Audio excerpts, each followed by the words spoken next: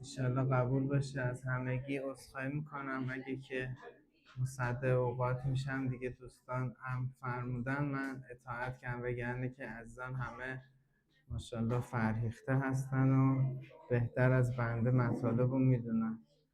حالا البته ذکر شده که خود ائمه هم گاهی وقتا از اصحابشون یا از یارانشون میخواستن که براشون صحبت بکنن. جنبه یادآوری تذکر داره دیگه. آدم گاهی وقتا همه نیاز به تذکر داریم و خوب هستش که به خصوص تو این ایام. یک موضوعی که برای خود من در وهله اول مقداری سوال برانگیز بود همین بحث زمانها بود، چون الان تو ماه رمضان هستیم. اینکه کلا زمانها چه فرقی داره، مثلا ساعت 8 صبح امروز با ساعت 8 صبح روزی که ماه رمضان نبود، یا شب قدر ساعت 8 شب قدر با 8 شب قبلش چه فرقی داره که انقدر شرافت وجود داره. نکته که هست اینه که همونطور که در بحث‌های مادی و زندگی روزمره ما زمان برامون مهمه و یه جوری تعریف میشه.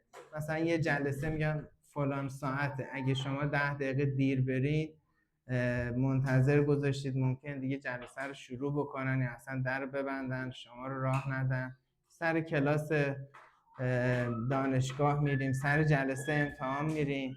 تو ایران به خصوص وقتی که کنکور بود، خب تو اون 3-4 ساعت مهمترین زمانای ممکنه عمر یک کسی بوده. تو اون 4 ساعت تعریف میشد که آینده اون طرف چیه. مثلا رشته پزشکی میخواد بخونه، رشته الکترونیک میخواد بخونه، یا مثلا کاردانی نقشه برداری. اینا تفاوت‌ها رو ایجاد میکنه. یعنی میخوام عرض کنم که همونطور که تو حساب مادی زمان‌ها با هم دیگه تفاوت داره، در حسابای الهی هم به همین ترتیب هست. و حقیقت عالم ما برها تو اعتقاداتمون به غیب اعتقاد داریم. این بحث غیب در قرآن هم ذکر شده و عالمی که به حال برای ما که الان در دنیا زندگی میکنیم مشهود و ملموس نیست، ولی وجود داره و ما هم اون رو خواهیم دید، لمس خواهیم کرد در زمانی که از این عالم دنیا منتقل بشیم به عالم آخرت، که اون برهه رو میگن مرگ اصطلاحاً. ولی در هر صورت نکتهش اینه که یک چیز استدلالی و استدلال منطقی نداره که چرا ماه رمضان یا چرا شب قدر مثلا محاسبه و از نظر فلسفه منطق بخوایم استدلال بکنیم. استدلالش همینه که همونطور که در عالم دنیا در عالم مادیات زمانها با هم دیگه فرق میکنه، در نزد خداوند هم و در مطابق قوانین الهی و قوانین عالم غیب اینها با هم دیگه متفاوته. و حتی توی یک روز عادی هم همینطوره. یعنی روز عادی غیر ماه رمضان هم در نظر بگیریم، میگن که اگه کسی میخواد دعا بکنه، میخواد رزق و روزی بیشتری بگیره، کی در طول روز دعا بکنه؟ در وقت سحر. یعنی اون برهه خاص خیلی دعا بیشتر مستجابه. یا تو هفته مثلا میگن روز جمعه دعا بکنید. حالا در کل سالم که این ایام ماه مبارک رمضان و به خصوص شب‌های قدر خیلی مجرب هست و بهش سفارش شده. این یه نکته بود که میخواستم در رابطه با ماه رمضان خدمت عزیزان عرض بکنم. نکته دیگه هم در واقع سوالیه که واقعا هممون باید بهش فکر بکنیم و تا جواب داده نشه دینداریمون کامل نیست. و اونم اینه که به هر حال چجوری میشه که بعضی افراد از دین گریزان میشن. اغلب ماها که الان اینجا هستیم، من با توجه به شناختی که دارم اغلب اینطوریه که مسلمان شیعه به دنیا آمدیم. یعنی پدر و مادرمون مسلمان شیعه بودن، ما به تبع اونها همچین اعتقادی رو کسب کردیم. ولی نکتهش اینجاست که اگر این صرفا بر اساس عادت باشه و بر اساس این باشه که ما اینطوری به دنیا اومدیم و هویت ملی یا هویت فرهنگیمون این شکلی هست، خب اگه اون سرزمینمون عوض بشه، اون جامعهمون عوض بشه، این عادتها خیلی در معرض تشکیک و حمله قرار میگیره و برای ماها که در اینجا زندگی میکنیم، در غرب زندگی میکنیم، این خیلی مهمه که بیایم اعتقاداتمون رو بازسازی بکنیم.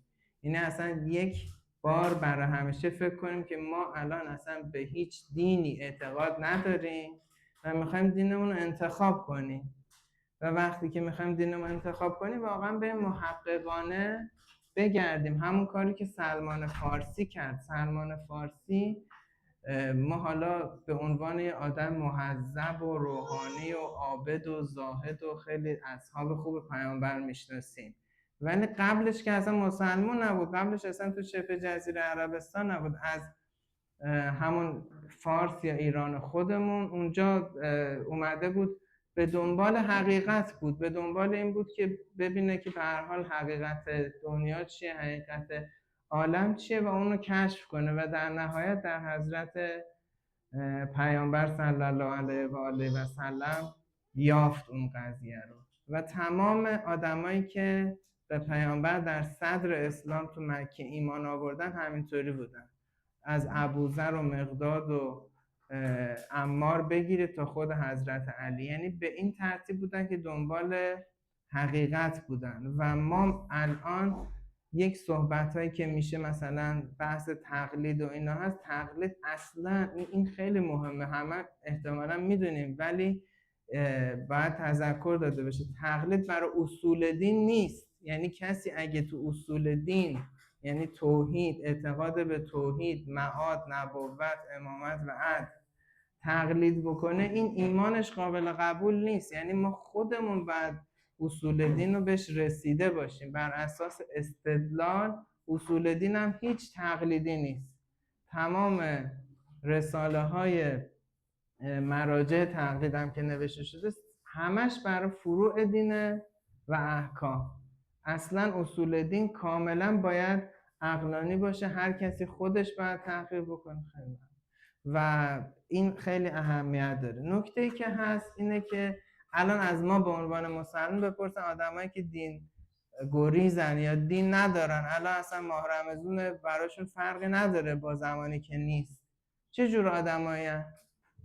اغلب ما میگیم اینا آدمای شروری هستن، شیطان رفته تو جلدشون، شیطان توشون نفوذ کرده و در نهایت تهش به این منتهی میشه که ماها آدمای بهتری هستیم، اونا آدمای بدی هستن. و خب حالا این یک تفسیره، ولی آیا واقعا این جوابگو هست؟ یعنی واقعا ما بهتر از اوناییم و اونا همشون آدمای بدی هستن، اونایی که از دین گریزان شدن؟ این یک سوالیه که برای من مطرح بود و فکر میکنم برای همه ما، اگر هم حتی قبلا بهش فکر کردیم، خوبه که باز دوباره فکر کنیم جوابای مخصوص به خودمون رو بدیم. و من ممکن جوابی که اینجا داشته باشم برای شما کافی نباشه. خیلی خوبه که هر کسی فکر کنه، خودش جواب بده به این سوال، چون اون زمانی که صدر اسلام بود و اسلام اومده بود و افرادی که مسلمان شده بودن با این دید بودن که این اسلام یه جوابی به همین زندگیشون میده و به یک زندگی که بعد از مرگ خواهد داشت. و اونایی که مسلمان نشده بودن، اعراب جاهلیت، استدلالشون چی بود؟ میگفتن ما به دین آبا اجدادمون هستیم. این استدلالی که داشتن اینه. خب الان ما به دین کی هستیم؟ من و شما که اینجا نشستیم به دین کی هستیم؟ اگر استدلالمون این باشه که من مسلمانم چون پدر و مادرم مسلمان شیعه بودن، تفاوتمون با اون عرب جاهلیتی کافرمون چیه؟ ما باید یه تفاوتی داشته باشیم. اگر که نداشته باشیم واقعا در معرض اینیم که هر لحظه این ایمانی که به همون ارزشمنده و به همون به ارث رسیدن رو از دست بدیم، یا اینکه معلوم نیست عاقبتمون چی میشه، چون به هر حال توی این دنیا و توی این عصر اطلاعات و عصر اینترنت انقدر تشکیک و شبهات وجود داره، اگه آدم نیاد استدلالی ایمانش رو پایه‌گذاری بکنه، واقعا هر لحظه در معرض لغزش اساسی، یعنی لغزشی که انسان رو از حیطه ایمان میرسونه به حیطه کفر و این خیلی خطرناکه و این خیلی متاسفانه محتمله. یعنی فکر نکنیم که خب ماها که دیگه اصلا خانوادگی چه میدونم خیلی آدمای مهذب و روحانی و خیلی آدمای خوبی هستیم، ما که بای دیفالت همه عاقبت بخیریم. به هیچ وجه اینطوری نیست. مثالش رو بخوام عرض کنم، مثال عینیش بلعم باورا هست که از علمای بنی اسرائیل بود. داستانش هم تو قرآن اومده که تو قرآن بدون اینکه البته اسم شخص ایشون ذکر بشه که اسم اعظم الهی رو داشت و خداوند بهش عنایاتی کرده بود بر اساس عباداتی که داشت، بر اساس تهذیب نفسی که داشت، ولی خب متاسفانه درگیر ماجرای شد و لغزید و در نهایت با کفر از این دنیا رفت که در قرآن ذکر شده که اون آدمی که اسم اعظم الهی رو داشت که مطمئن باشید بارها مراتبش از ماها خیلی خیلی بالاتر بوده و تو قرآن اینطوری ذکر میشه که وقتی که مرد مثله کمثل الکلب، مثل سگ بود، یعنی دیگه از انسانیت خارج شده بود و این یه خطریه برای همه انسان ها. نمیخوام حالا خیلی تأکید بکنم برای ماها که تو اینجا هستیم، نه، برای اونایی که تو حتی کشورهای مسلمان هم هستن الان همه خطر وجود داره. الان همه چیز حالت دهکده جهانی شده و همه افکار و عقاید جهانیه. اینطوری نیستش که اینجا چیزی باشه تو ایران وجود نداشته باشه، نه.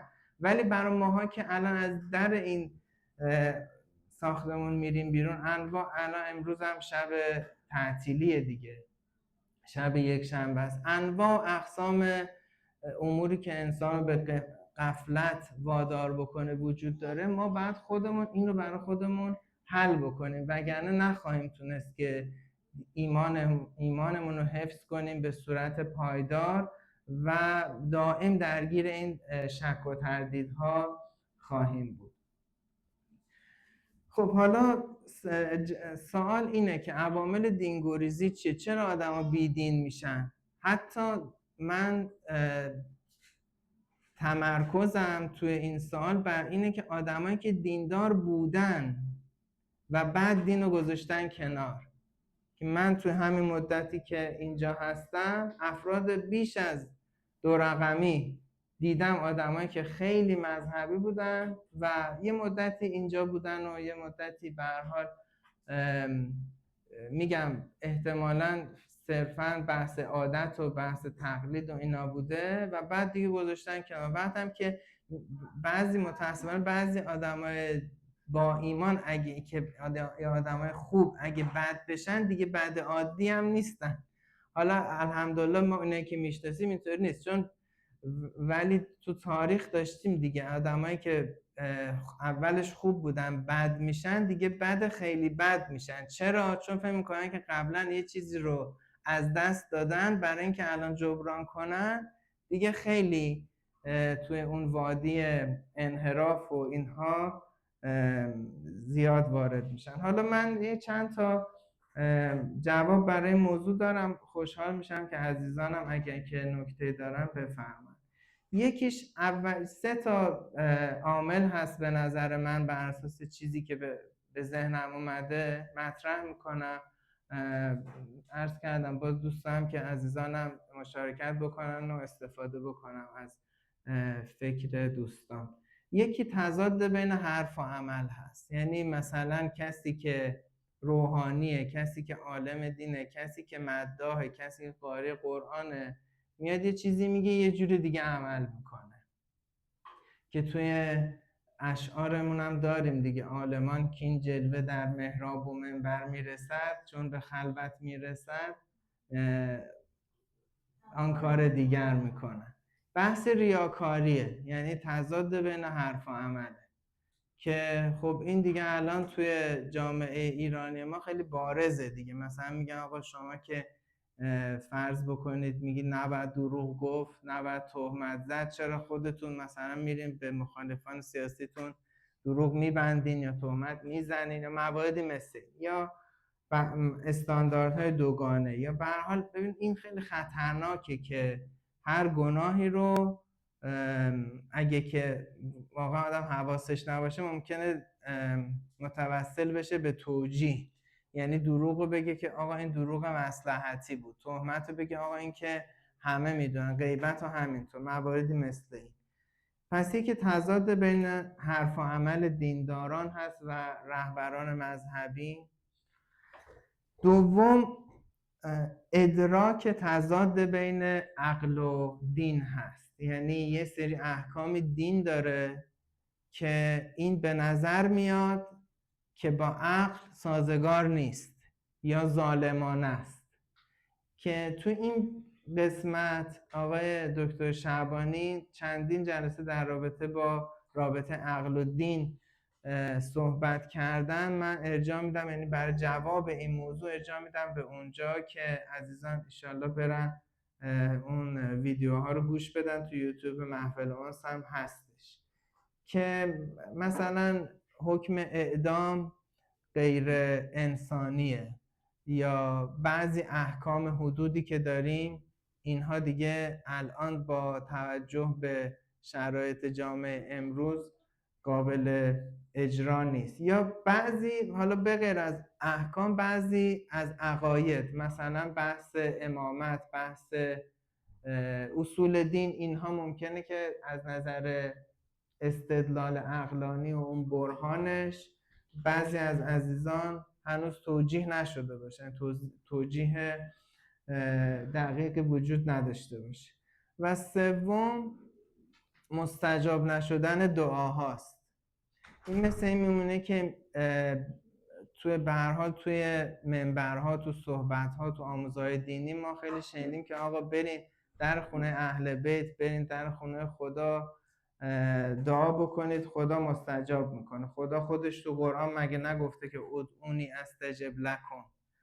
ما مثلا فرض بکنیم مادرمون مریض بود، کلی دعا کردیم، رفتیم این ور اون ور، دعامون مستجاب نشد، فوت شد. باور کن سر همین یک موضوع ممکنه که آدم‌ها از دین گریزان بشن و اینا چیزاییه که باید قبل از اینکه پیش بیاد آدم فکر بکنه، چون تو زندگی هر کسی پیش میاد. شده که ما یه دعایی بکنیم مستجاب نشه؟ اگه کسی اینطوریه دستشو بلند کنه، مستجاب دعوت دیگه، همه بهشون متوسل بشیم که برامون دعا بکنه. یعنی مستجاب نشدن دعاها یه موضوعیه که خیلی جدی تو زندگی هم هست. از یه طرف میگن آقا برای هر چیزی دعا کنین، برای نمک غذاتون هم دعا کنین، نه اینکه مثلا مریضی سخت بگیرین دعا بکنین، نه، برای همین سرماخوردگی، سرفه، چیز عادی هم که هست، برای مشکل عادی هم که براتون پیش میاد که خودتون هم حس میکنید آقا مثلا من 2 روز استراحت کنم خوب میشم، برای همون هم دعا کنید. چرا؟ این خیلی مهمه دوستان. دعا گاهی وقتا از نظر خدا خودش هدفه. یعنی خدا میخواد که بندش بیاد در خونه پروردگار التماس بکنه، زجه و زاری بزنه. خدا از این لذت میبره. حالا شما میگید چرا اینطوریه؟ دیگه حالا خدا خلقت رو بر این مبنا آفریده، اینطوری به ما دستور داده. و بحث مستجاب نشدن دعام اینه که در واقع هیچ دعای غیر مستجاب نیست. یعنی استجابت یعنی چی؟ یعنی جواب گرفتن. همه دعاها جواب میگیره، منتها گاهی وقتا اون جوابی که ما میخوایم با اون جوابی که خدا میده فرق میکنه.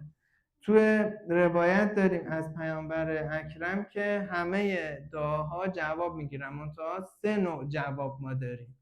یکی این که همون خواسته که فرد خواسته مستجاب میشه. مثلا شما خواستید تو کنکور رتبه زیر 100 بیارین، رتبتون میشه 12. مبارک باشه، مستجاب باشه.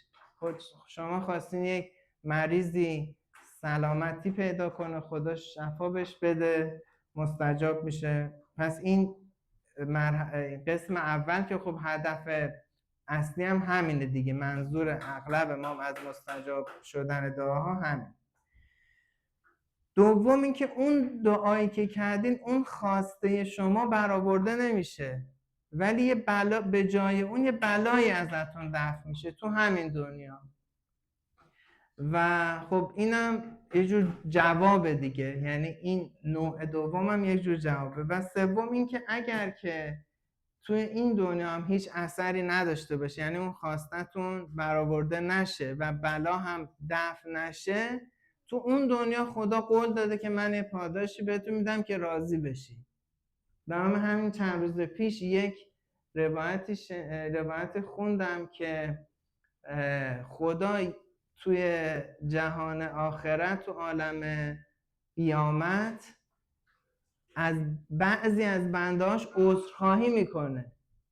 اصلا باورش سخته ها که خدا بیاد از بنده خودش عذرخواهی بکنه. برای چی خدا بیاد از مخلوق خودش عذرخواهی بکنه؟ حالا از کیا عذرخواهی میکنه؟ از همینا، از همین افرادی که اومدن خالصانه و ملتمسانه دعا کردن، دعاشون تو دنیا مستجاب نشده. یعنی این دیگه نهایت به قول معروف معرفت و مردونگی خداست، اگه بخوام حالا به زبون عامیانه بگیم، که هیچ چیزی رو خدا فروگذار نمیکنه. و تو بعضی روایت دیگه هستش که بعد اونجا بعضی مؤمنین میگن کاش دعاهای دیگه‌مون هم که مستجاب شده بود نمیشد، ما میومدیم تو آخرت جوابشو میگرفتیم. یعنی دعاها به این صورت هست. گاهی وقتا خب اون شرایط دعا فراهم نیست، چون دعام برای مستجاب شدنش یک سری شرایطی لازم داره. مثلا اینکه طرف لقمه حلال خورده باشه، ظلم به دیگران نکرده باشه، حق و ناس به گردنش نباشه، حضور قلب داشته باشه و مداومت و استمرار داشته باشه توی اون دعا کردنش.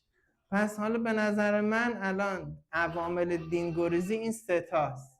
یکی تفاوت گفتار و کردار در بین کسایی که مدعی دین هستن.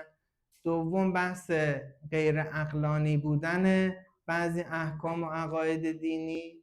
و سوم بحث مستجاب نشدن.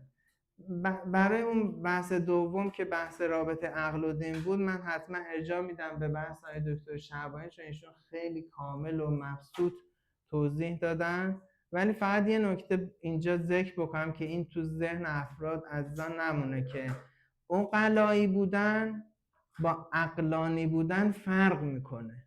عقلایی بودن یعنی چی؟ یعنی عقلا نشستن دور هم، آدمایی که اندیشمند بودن، افراد تعیین کردن که آقا ما مثلا فلان چیزو الان ممنوع بکنیم یا مجاز بکنیم. مثلا تو مجلس قانون گذاری که میکنن، عقلا و نماینده های یک ملت جامعه میشن این کار رو انجام دادن. منتها عقلانی بودن اینه که غیر منطقی باشه، یعنی اینکه مثلا در یک زمان هم روز باشه هم شب، یعنی از نظر ریاضی غیر منطقی باشه و شدنی نباشه. اینو میگن غیر عقلانی. اغلب چیزهایی که گفته میشه که غیر عقلانیه، به دین در واقع تشکیک وارد میشه به احکام و آموزهای دینی، در واقع منظورشون غیر عقلایی هست، نه غیر عقلانی به معنی منطق ریاضیش. چون مثلا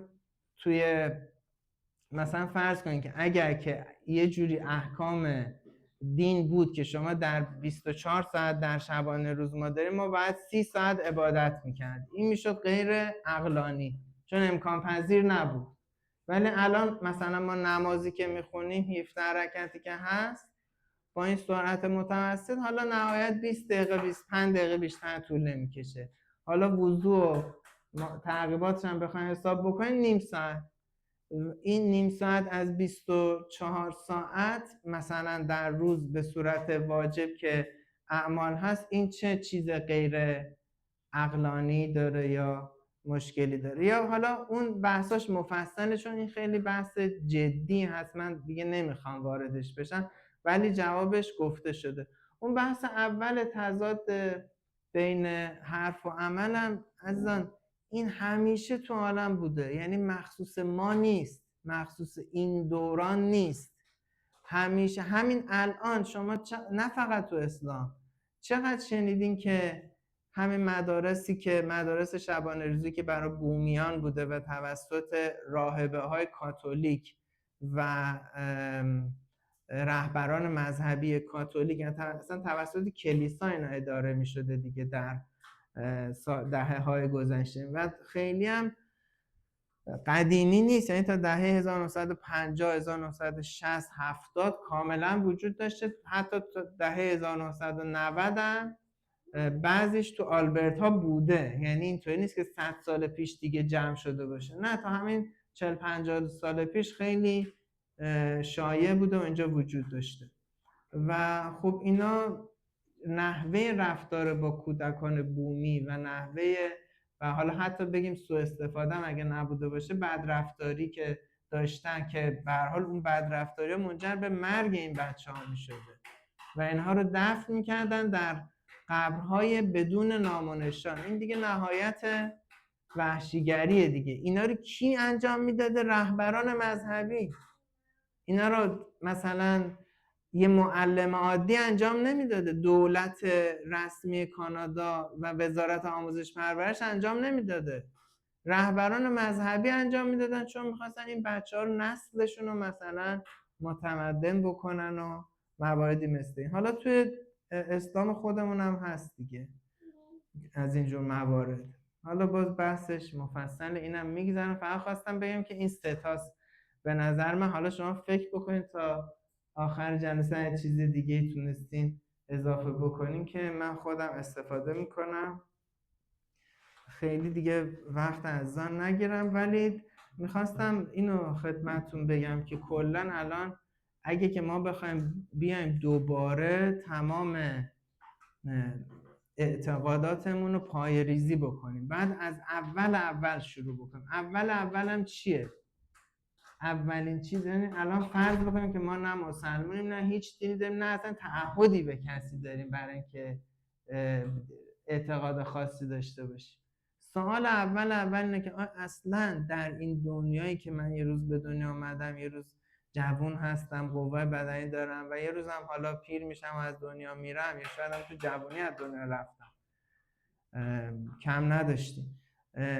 اصلا اعتقاد به یک منبع ماورایی این چه کار کردی داره؟ آخرت رو اصلا ول بکن، اصلا در مورد آخرت هیچ من صحبت ندارم، در مورد دنیا دارم صحبت میکنم.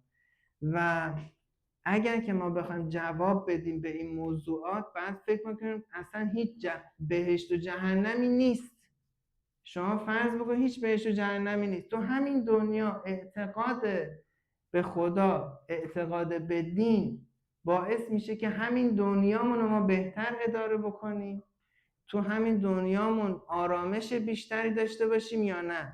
اگر اعتقاد دینی وجود داشته باشه که این دنیا فقط زحمت و محدودیت باشه، آرامشی درش وجود نداشته باشه، قطعاً اون بهره از حقیقت یا نداره یا خیلی کم داره.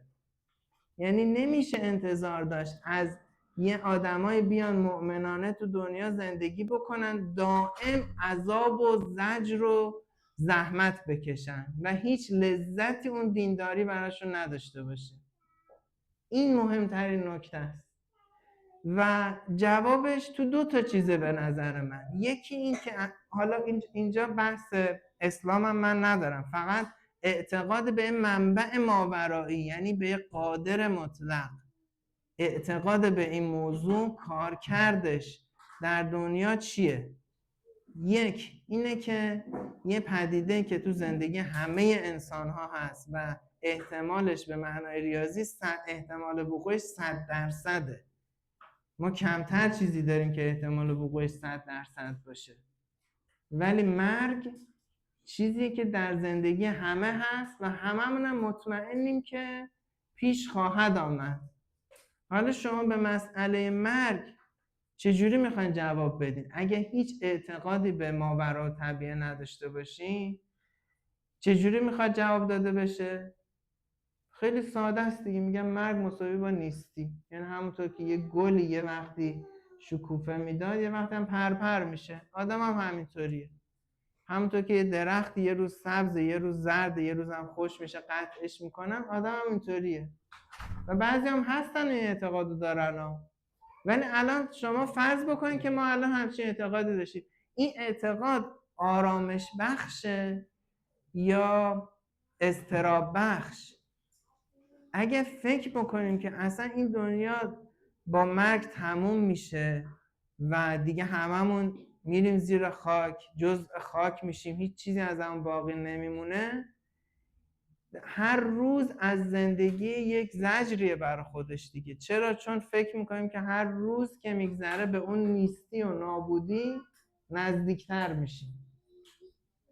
این اعتقاد به دین، اعتقاد به دینی که حالا میخوام باز تاکید کنم نه فقط اسلام، به یه دینی که بگه معادی هست، یک عالمی بعد از دنیا هست، یه بهشت و جهنمی هست، اینطوری داره تعریف میکنه، معنا میده به زندگی دیگه. ببینید حالا جنبه زندگیشو کار دارم.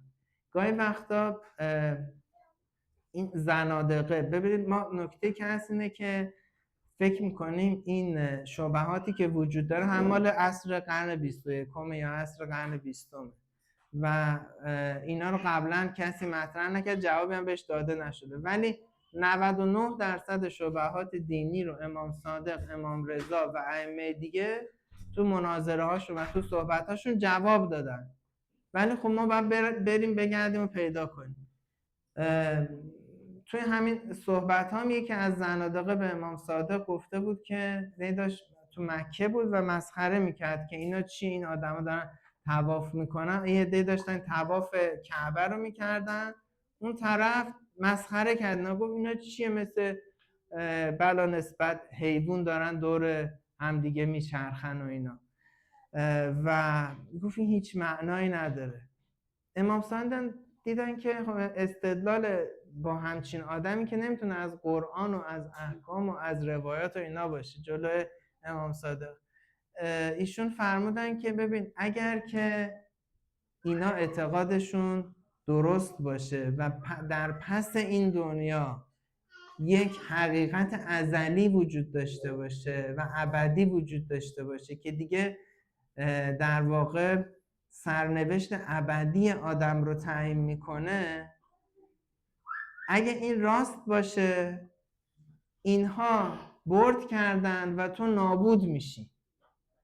ولی اگه دروغ باشه، اگه فرض بکن که اصلا همچین چیزی هم نیست، تازه شما میشی مساوی دیگه، تو معتقدی که اون دنیا هیچ خبری نیست و از بین میرن همه اینا، یه کار اضافه که حالا مثلا 4 روز اومدن توی مکه یه سری اعمالی رو انجام دادن، چیزی رو از دست ندادن، تو کل عمرشون مثلا 4-5 روز رفتن حج انجام دادن.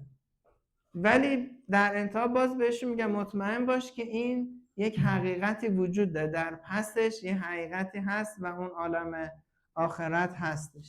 پس یکی مرگه که واقعا اگر که ما به یک قدرت ماورای اعتقاد نداشته باشیم نمیتونیم به اون جواب بدیم. دوم بحث اون چیزیه که شاید بشه اسمشو گذاشت لحظات عجز، یعنی تو زندگی آدم واقعا مستعسل میشه، آبروش در خطره، دوچار فقر شده، دوچار مریضی شده، خودش یا عزیزانش.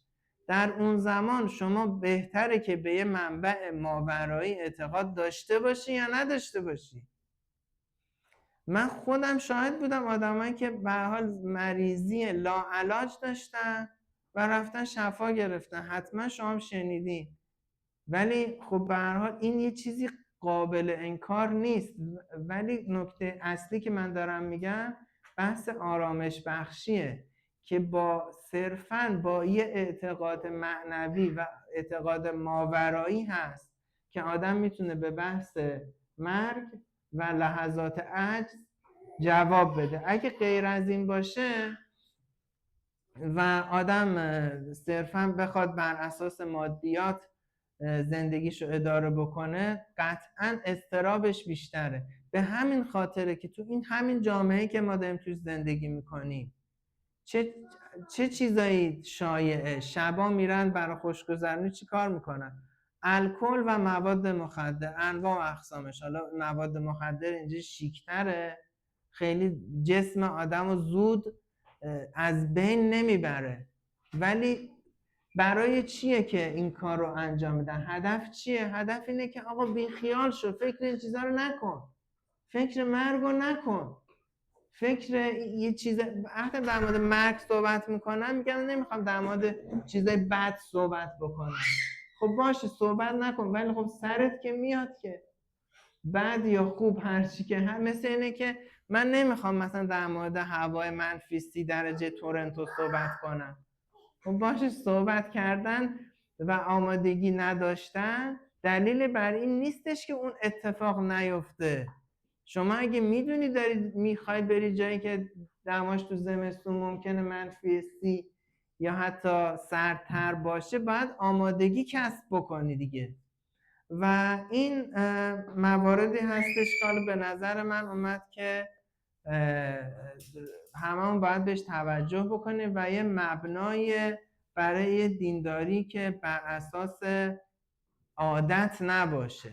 و اگر که ما بخوایم تو این جامعه رشد بکنیم و این دینمون برامون بمونه، واقعا باید استدلالی و شهودی، یعنی یه چیزی رو واقعا تجربه بکنیم، یه منفعتی رو از دینداری در همین دنیا برای خودمون تعریف بکنیم. غیر از اون بخواد فقط این باشه که در اون دنیا بهت ثواب میدن، یه لذتی رو این دنیا چشم‌پوشی کن به این نیت که اون دنیا 10 برابرش رو بهت بدن، این خیلی کم واقعا احتمالش هست که تا آخر عمر آدم بتونه هی دائم این زحمت ها رو بکشه و این لذت ها رو ازش چشم‌پوشی کنه. باید یک لذت دینداری رو هم تو همین دنیا چشید و آدمایی که حالا بنده که حداقل خیلی پرتم از این موضوع، ولی آدمایی که چشیدن دیگه اصلا یک لحظه کشف و شهود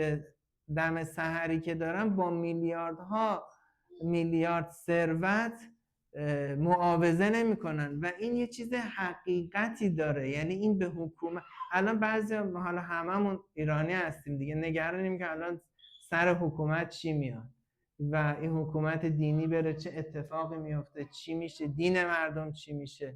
درسته که الناس علی دین ملوکهم، به هر حال این که یه حکومتی چه دین رسمی داره چه دینی رو ترویج میکنه توی گسترش اون دین مؤثره، ولی من و شما رو که میبرن قیامت، اونجا از خودمون میپرسن، نه از بچه‌مون میپرسن، نه از همسرمون، نه از نزدیکترین آدمامون.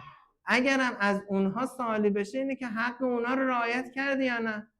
یعنی هر کسی به صورت فردی در روز قیامت، که روز که میگیم یک روز که نیست دیگه، یک برهه‌ای که اونجا قضاوت میشه آدم ها و در واقع سرنوشت ابدیشون تعیین میشه که بهشت و جهنم. در اون زمان ما هر کدوم باید به فکر جواب باشیم که خودمون میخوایم به خدا بدیم، نه اینکه حالا من مثلا تونستم جامعه‌مو چیکار بکنم. اولین تکلیفمون اینه که خودمون رو درست بکنیم. اگه واقعا خودمون رو درست بکنیم، یک نورانیتی ایجاد میشه در اون آدمی که اهل تزکیه نفس هست که این اتوماتیک امر به معروف میکنه. برای چیه که بعضی وقتا بعضی از این والدینی که مثلا نوجوانانشون دوستان نماز خون کنن یا اهل دین بکنن، یک حرفی مثلا آقا نمازتو اول وقت بخون یا نمازتو بخون، پدر مادر بهش میزنن گوش نمیده، ولی میرن پیش آدم اهل نفسی یه بار یه تذکری بهش میده، واقعا متحول میکنه. این به خاطر نورانیت هم زمانی ایجاد میشه که حرف و عمل یکی باشه. یعنی ما همون اندازه که میدونیم همون رو عمل بکنیم دیگه. بیشتر از این مصدق نشم و ببخشید یه مقداری هم طول کشید، ولی این بحث مهمه با توجه به اتفاقاتی که تو ایران میفته و ما هم که اینجا زندگی میکنیم. خیلی مهمه که هر کسی برای خودش بیاد این سوالا رو جواب بده و از پایه دین خودش رو بسازه و صرفا بر اساس عادات نباشه. خیلی تشکر میکنم از صبر و تحملی که داشتین و سلام علیکم و رحمت الله و برکاته.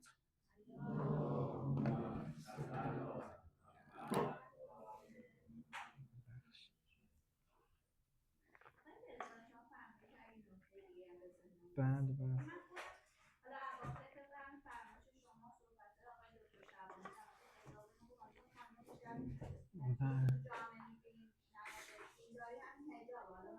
بله.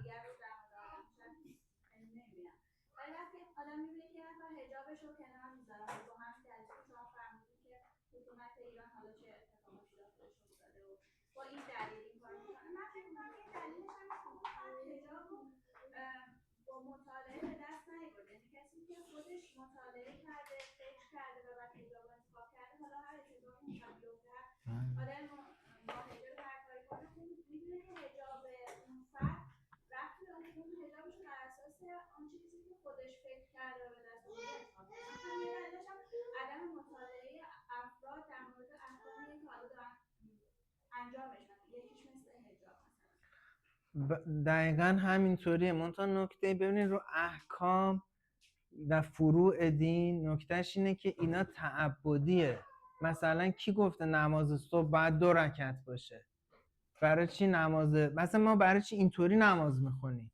الان این نحوه اینطوری نماز خونده، الان نماز مغرب و عشا رو خوندی، این تو قرآن اومده اینطوری نماز بخونی؟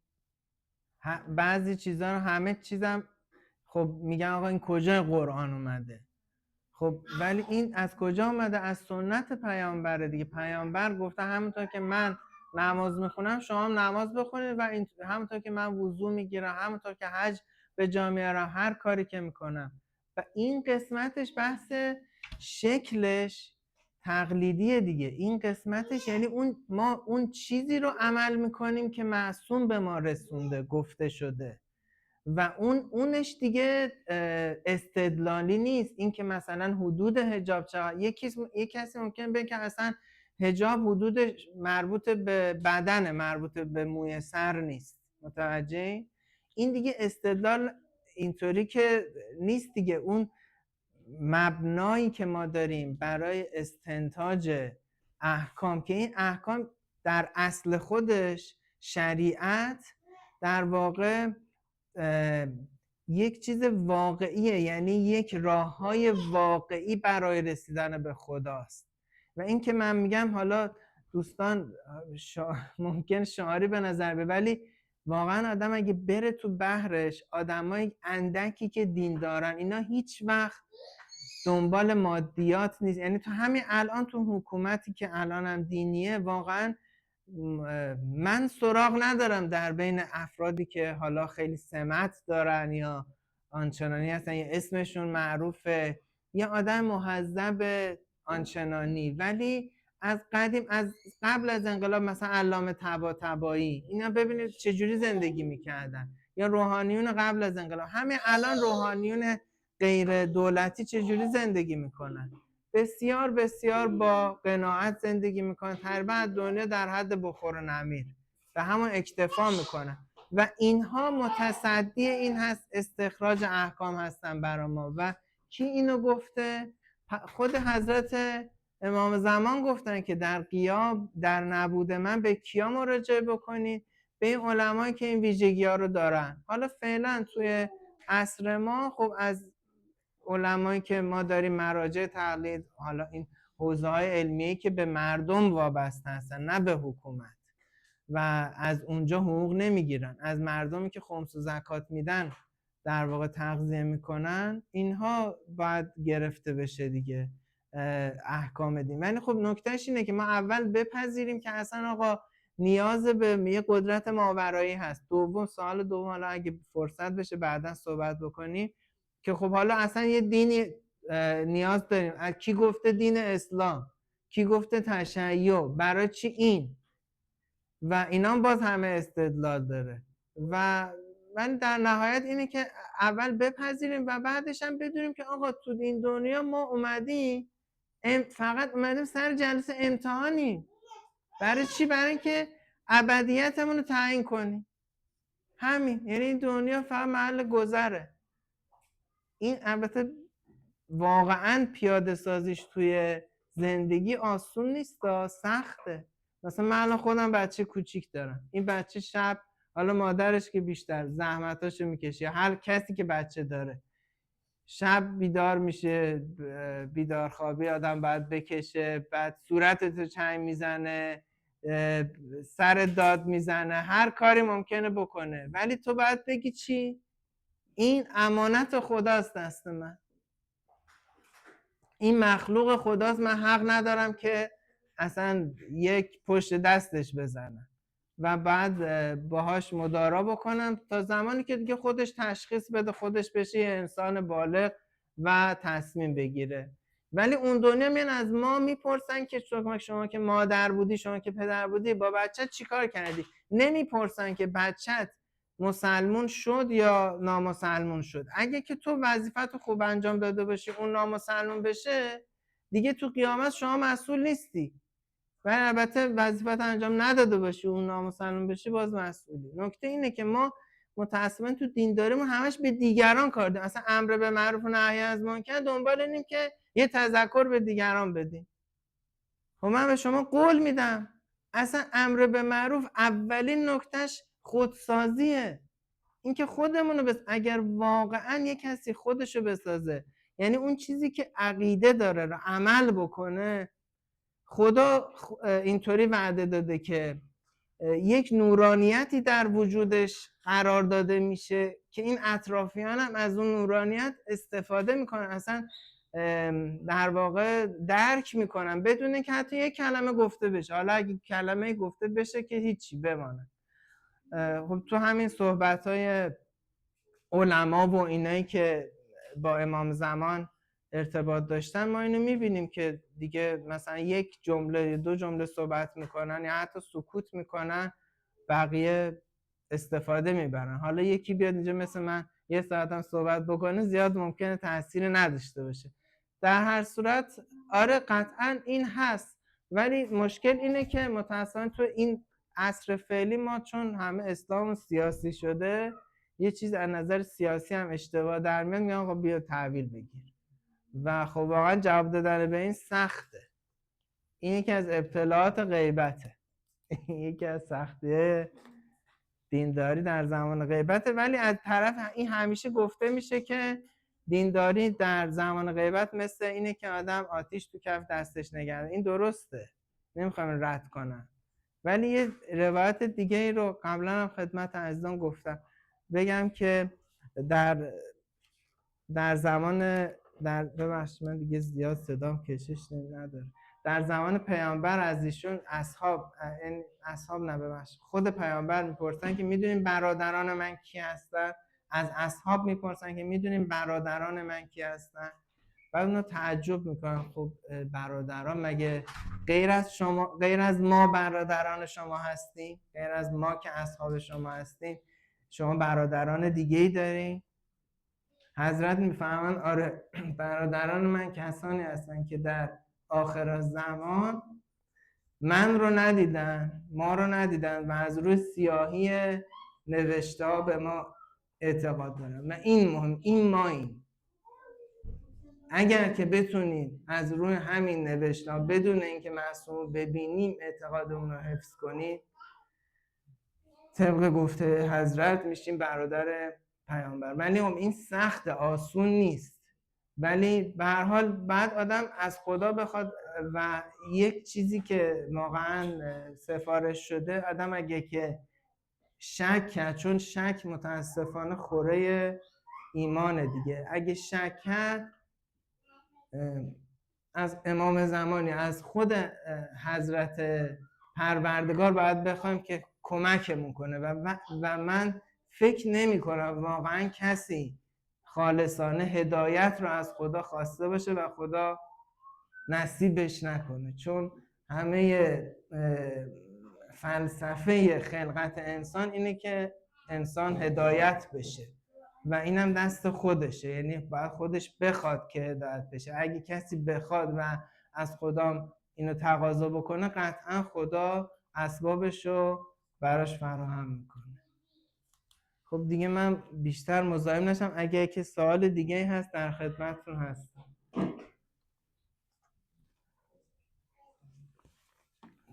اینو قطع بکنی دیگه، خواهش میکنم. اختیار